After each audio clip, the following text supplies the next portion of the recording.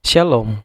Renungan kebenaran firman Tuhan hari ini terambil di dalam Injil Matius pasal 28 ayat 11 sampai dengan ayat yang ke-15.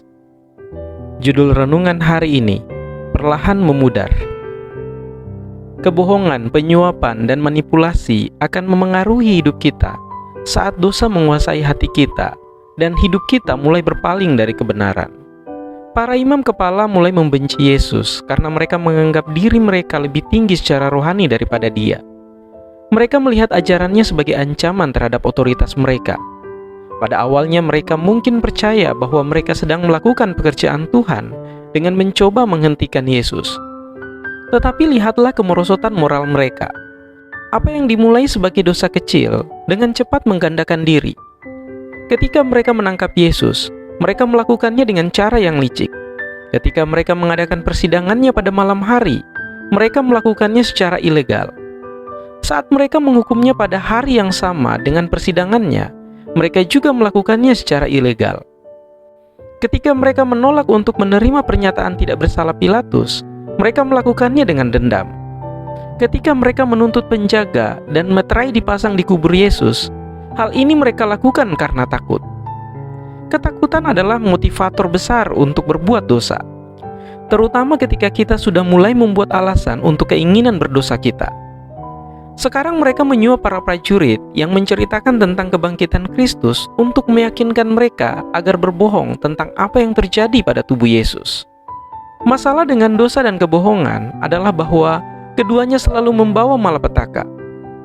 Yesus tidak bersembunyi setelah kebangkitannya. 1 Korintus 15 ayat 3-7 memberitahu kita, sebab yang sangat penting telah kusampaikan kepadamu, yaitu apa yang telah kuterima sendiri, ialah bahwa Kristus telah mati karena dosa-dosa kita, sesuai dengan kitab suci, bahwa Ia telah dikuburkan, dan bahwa Ia telah dibangkitkan pada hari yang ketiga, sesuai dengan kitab suci, bahwa Ia telah menampakkan diri kepada Kefas dan kemudian kepada ke-12 muridnya. Sesudah itu Ia menampakkan diri kepada lebih dari 500 saudara sekaligus. Kebanyakan dari mereka masih hidup sampai sekarang, tetapi beberapa di antaranya telah meninggal. Selanjutnya Ia menampakkan diri kepada Yakobus, kemudian kepada semua rasul. Fakta bahwa Matius memiliki informasi untuk dibagikan kepada kita bahwa para prajurit disuap untuk menyebarkan kebohongan, memberitahu kita bahwa tidak semua dari mereka tutup mulut. Seseorang telah mengakui penipuan tersebut. Bagaimanapun juga, mereka tidak dapat mempertahankan kebohongan mereka karena begitu banyak saksi mata yang memverifikasi kebenaran tentang kebangkitan Tuhan. Mari kita belajar dari orang-orang ini yang begitu percaya diri bahwa secara spiritual lebih unggul daripada orang lain. Padahal sebenarnya tidak. Dalam kehidupan kita, selalu ada orang yang lebih dewasa secara rohani daripada kita.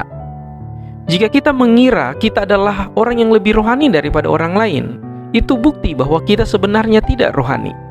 Hidup adalah sebuah perjalanan. Kita bisa tumbuh atau kita bisa mundur. Berdiri diam bukanlah pilihan. Saya menantang Anda dan diri saya untuk bertumbuh. Kita tidak boleh membiarkan harga diri kita melalui proses penurunan spiritual. Hal ini akan perlahan memudar ketika Anda membiarkan diri Anda. Akan perlahan memudar saat hitam dan putih berubah menjadi abu-abu. Perjalanan dari pikiran Anda ke tangan Anda lebih pendek dari apa yang Anda pikirkan. Untuk itu, berhati-hatilah jika Anda berpikir Anda sedang berdiri, padahal Anda sedang tenggelam. Kiranya Tuhan Yesus menolong dan memberkati kita semua.